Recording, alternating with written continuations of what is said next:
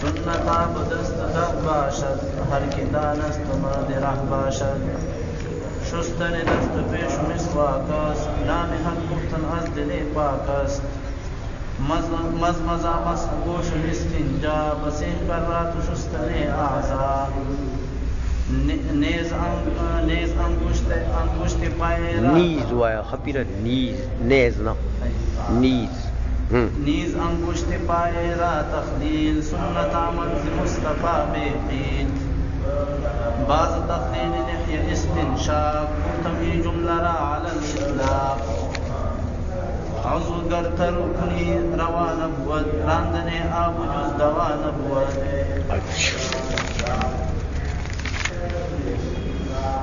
اب یہ کہتے ہیں کہ فصل دوم در سنت ہائے وضو. یہ فارسی میں جب جمع بناتے ہیں نا جمع تو اس لفظ مصدر کے ساتھ یا وہ جو لفظ مفرد ہوتا ہے اس کے ساتھ ہائے لگا دیتے ہیں جمع ہو جاتا ہے. تو سنت کی جمع فارسی میں کیا ہے؟ سنت ہائے. عربی تو آپ سنن کہہ دیں گے نا لیکن فارسی میں سنت ہائے بہت ساری سنتیں. اس لیے فصل دوم در سنت ہائے وضو کے سنتوں میں کے بیان میں کہتے ہیں سنت آب دہ باشد. وضو کے سنتیں کتنی ہیں؟ 10 ہیں. آپ 10 مانے وضو 10 باشد 10 باشد. ہر کی دانست مرد رہ باشد. جو اس کو پہچان لے گا وہ صراط مستقیم والا مرد ہوگا. جو اس کو پہچان لے گا مرد راہ باشد راستے والا مرد ہوگا. کیا مطلب؟ یعنی صراط مستقیم والا مرد ہوگا سیدھے راستے پر چلنے والا بندہ ہوگا. آئیشوں میں وہ 10 کون کون سی ہیں بھائی؟ کہتے شستنی دست پیش و مسواک است. پہلے ہاتھ دھونا شستنی دست پیش. پہلے ہاتھ دھونا کہاں تک؟ یہاں تک. وہ یہاں تک فرض ہو جائے گا. پھر پہلے جب آپ بیٹھیں گے تو ہاتھ یہاں تک دھونا کیا ہے؟ وہ مسواک است. دوم سنت کیا ہے؟ مسواک کرنا. مسواک جو ہے اس کی لمبائی 1 بالشت ہونی چاہیے. وہ علامہ شامی نے اور بہت دیگر علماء نے لکھا ہے کہ بالشت سے اگر زیادہ ہو تو اوپر شیطان بیٹھتا ہے. شیطان بیٹھتا ہے. اور بالش سے کم ہو تو سنت کے خلاف ہے. اس لیے مسواک جو ہے 1 بالشت کے برابر ہونا چاہیے. موٹائی میں یہ انگلی یا یہ انگلی دونوں میں سے کسی ایک کے برابر ہونا چاہیے. زیادہ موٹا سوٹا بھی نہ ہو. چھوٹا بھی منہ میں مارنا اچھا نہیں ہے. بعض لوگ بہت موٹا رکھتے ہیں. یہ تبلیغ نہیں. اتنا سوٹا جو ہے وہ ادھر رکھا ہوتا ہے تو بیچاروں کو سنت کا پتہ نہیں ہے کہ سوٹے کو منہ میں مارنا سنت نہیں ہے. مسواک مارنا سنت ہے. اچھا مسواک. نام حق گفتن از دلی پاک است. اللہ کا نام بولنا پاک دل سے یہ بھی سنت ہے. یعنی پہلے بسم اللہ الرحمن الرحیم پاک دل سے. پاک دل سے کیا مطلب؟ اخلاص قلب سے پڑھنا. منافق کی طرح نہیں کہ لوگوں کو دکھاوے کے لیے پڑھے. ایسا نہیں. مزمزہ مسح گوش و استنجا. منہ میں پانی ڈالنا مزمزہ. 3 مرتبہ، وہ بتائے گا آگے. تو منہ میں پانی ڈالنا کیا ہے؟ سنت. مسح گوش، کانوں کو مسح کرنا،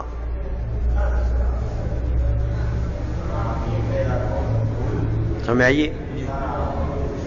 اس انگلی سے اندر کانوں کو مسح کرنا. یہ جو ہے نا یہ جگہ، یہ ان میں ایسا پانی پہنچانا، اور انگوٹھوں کے اس سے اس کے ظاہر کو مسح کرنا. مسح گوش و استنجا، اور استنجا کرنا سنت ہے، بشرطی کہ نجاست موضع نجاست کے ساتھ درہم کے برابر نہ ہو. دیکھو نا، کبھی وہ جو ہانڈی ہے نا، وہ ہانڈی کا منہ جو ہے وہاں نجاست درہم یا درہم سے زیادہ ہوتی ہے، پھر سنت نہیں، پھر تو فرض ہے. سمجھ آئیے؟ لیکن اگر درہم سے کم نجاست ہے یا اس سے بھی کم ہے تو پھر یہ پانی کے ساتھ استنجا کرنا کیا ہے؟ سنت. عائشہ میں بسی کرات شستن اعضاء، اور جو اندام دھونے کے ہیں وضو میں، جو اندام دھونے کے ہیں ان کو 3 مرتبہ دھونا، ہر ایک کو 3 مرتبہ دھونا، یہ بھی سنت ہے. جو مسح کے ہیں وہ نہیں. 3 مرتبہ سر پر مسح کرنا سنت نہیں، 1 مرتبہ مسح سنت. عائشہ میں نیز انگشت پائے را تخلیل، بھی نیز بمانا بھی، انگشت پائے پیر کی انگلیوں میں خلال کرنا. دیکھو، پیر کے انگلیوں میں پانی پہنچانا تو بھائی فرض ہے، سمجھ آئیے؟ تو اگر پانی پہنچ چکا ہے، آپ نے غسل کیا، پانی پہنچ گیا ہے، تو پھر تخلیل کیا ہے؟ سنت ہے. لیکن دیکھو اگر پانی پہنچا ہی نہیں ہے تو پھر تو فرض ہے، غسل تو اس کا فرض ہے. عائشہ میں لیکن یہ پانی پہنچ گیا تو اس کے بعد تخلیل کیا ہے؟ سنت ہے. سنت آمد مصطفیٰ بے قیل، یہ خلال جو ہے یہ سنت آیا ہے حضور نبی کریم صلی اللہ علیہ وسلم سے بے قیل، بغیر کسی قیل و قال کے. یعنی بس ایک بات ہے کہ یہ سنت ہے بدون اختلاف کے.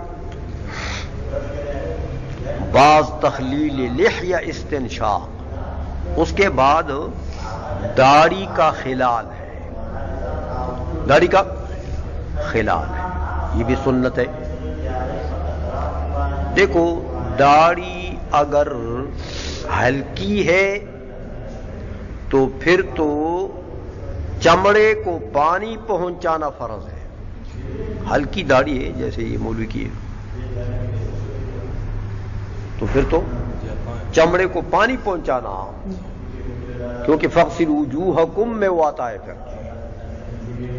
لیکن اگر داڑھی گھنی ہے جیسے حضرت عمر کی داڑھی تھی، گنجان داڑھی، گنجان، تو اب دھو تو لے، غسل تو کرے منہ کا، کوشش کرے کہ پانی پہنچ جائے، سمجھ آئیے. لیکن پھر بھی کہ غسل میں پانی بہا دیا پھر بھی داڑھی کا خلال کیا ہے؟ فرض تو ادا ہو جائے گا نا وہ غسل سے، سمجھ آئیے. لیکن غسل کے بعد پھر داڑھی کا خلال پھر بھی سنت ہے. اگرچہ انسان کو یہ اطمینان ہو کہ میرے اس کو چمڑے کو پانی پہنچ گیا ہے تو خلال پھر بھی سنت ہے، سمجھ آئیے. استنشاق استنشاق کہتے ہیں ناک میں پانی چڑھانا، سمجھائیے، یہ بھی سنت ہے۔ کہتے ہیں بھائی یہ سنتیں میں نے بیان کر دی ہیں، گفتمی جملرا علی الاطلاق، یہ ساری میں نے بیان کر دی علی الاطلاق، سنتیں میں نے بیان کر دی، علماء کا جہاں اختلاف ہے اس اختلاف کو میں نے نہیں چھیڑا ہے، کیونکہ یہ کتاب مختصر ہے، تو اب اس میں اختلافات علماء کو بیان کرنا یہ اس کا مقام نہیں ہے، یہاں میں نے علی الاطلاق بس بیان کر، یہ سنت ہے، یہ سنت ہے، کسی کا اختلاف ہے ہوگا لیکن وہ میں نہیں بیان کرتا یہاں پر، آئسوں میں۔